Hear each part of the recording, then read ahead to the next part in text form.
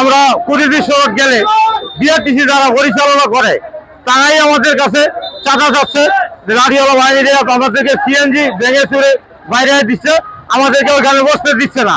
তো আমরা চাচ্ছি আমাদের ইচ্ছা মতো সিএনজি আমাদের মন মতো চলবে, বিআরটির মন মতো চলবে। আমরা এই জায়গা থেকে 300 ফুটের মোড় থেকে আমরা সিএনজি চালাই, এই জায়গাতে আমার একটা স্ট্যান্ড আছে, আমরা ওই স্ট্যান্ডে সবাই ড্রাইভার। বিষয়টা হচ্ছে মাঝখানে হেরা বিআরটিসি যারা চালাইতেছে ওই জায়গার কুড়িমাইতে গেলাম কোনো কত সরকারের গাড়ি ঘুরি বাইরে ব্যাংকে কোনো রুগী টুগি এই পাশে নিলে পেশেন্টটা নামাইতে দেয় না, আঙ্গুলো অনেক অত্যাচার করে।